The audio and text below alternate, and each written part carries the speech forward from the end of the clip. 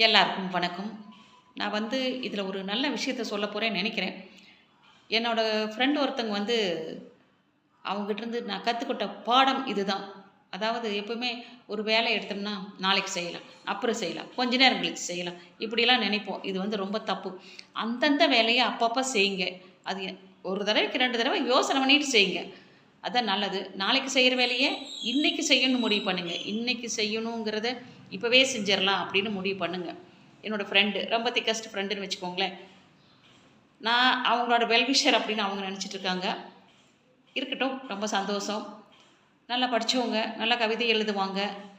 அவங்கள பார்த்தீங்கன்னா, திடீர்னு ஒரு நாள் பார்த்தேன் நேர்ல. கண்ணெல்லாம் ஒரு மாதிரியா இருந்துச்சு. "ஏம்மா கண் இப்படி இருக்கு?" அப்படின்னு கேட்டேன். "இல்ல, ஒரு வாரமா இப்படி தான் இருக்கு" அப்படின்னாங்க.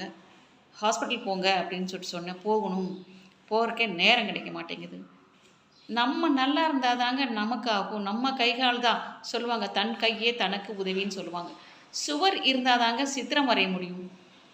சும்மா பென்சிலு சுவரும் இருந்தா பத்தாதுங்க. அத வரையறக்கு நமக்கு கை வேணும், கால் வேணும், கண்ணு வேணும், எல்லாம் இருந்தா தான் பண்ண முடியும். ஸோ, இப்ப என்னாச்சு அப்படின்னா அவங்களுக்கு ஹாஸ்பிட்டல் போனாங்க. போயிட்டு ஏன்னா நான் சொன்னா அவங்க ஓரளவுக்கு கேட்பாங்க எப்பவுமே. ஹாஸ்பிட்டல் போனா இன்னைக்கு நெறைய செலவு. ரூ. 10 ரூ. 20 செலவு இல்லைங்க. 50,000, 60,000, 70,000 ஆயிருச்சு இப்ப வர வர. ஏன்பா இவ்வளோ கஷ்டம்? அப்பப்போ வந்தா உடம்பு சரியில்லையா? நான்லாம் கொஞ்சம் ஒரு மாரி டவுட்டா இருந்துச்சுன்னா, நான் அப்பவே ஹாஸ்பிட்டல் போயிருவேன். நான் அந்த மாரி ஆளு. முடிஞ்ச வரைக்கும் தயவு செஞ்சு நமக்கு உடம்பு சரியில்ல அப்படின்னா, உடனே நல்ல டாக்டரா பாருங்க. நம்மளா மெடிசன் வாங்கி சாப்பிடக்கூடாது. எனக்கு தெரிஞ்ச ஒரு அம்மா அவங்களா பல்லு வலிக்குதுன்னு மெடிசன் வாங்கி கடையில போயி மருந்து வாங்கி சாப்பிட்டாங்க. அதுக்கப்புறம் ஒரு ரூ. 4,000 செலவு பண்ணி கஷ்டப்பட்டாங்க. அப்புறம் மறுபடியும் பல் டாக்டர்ட்ட போனோம். எப்பவுமே ஒரு டாக்டர கன்சல்ட் பண்ணாம தயவு செஞ்சு யாருமே எந்த மெடிசனுமே எடுத்துக்காதீங்க. அதுதான் உண்மை. அது ரொம்ப தப்பா போயிரும். அந்த அம்மாவ பார்த்தா எனக்கே ரொம்ப பாவமா இருந்துச்சு. "ஏன்பா இவ்வளோ கஷ்டப்படுறீங்க?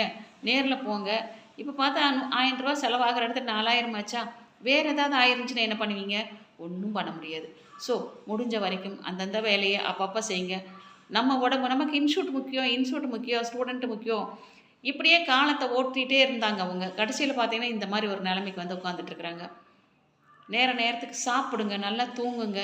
என்ன வேலை இருந்தாலும் அந்த சாப்பாட்டு நேரத்தில, டிஃபன் நேரத்தில நல்லா சாப்பிடுங்க. நல்லா வெந்நீர் குடிங்க. அதே மாதிரி நீங்க தூங்குறது அப்படிங்கிறது பார்த்தீங்கன்னா, ஒரு 9:30, 10:00 நான் படுத்து தூங்கிருவேன். அதான் உண்மை. அவங்கலாம் பார்த்தா காலையில டிஃபன் பார்த்தீங்கன்னா 11 மணிக்கு சாப்பிடுவாங்களா? அப்புறம் 4 மணிக்கு சாப்பிடுவாங்களா? நைட்டு 10:30 மணிக்கு சாப்பிடுவாங்களா? இப்ப சொல்லி சொல்லி நான் திருத்தியிருக்கேன். உங்க ஃப்ரெண்டுங்க உங்களுக்கு நல்லது தாங்க சொல்லுவாங்க.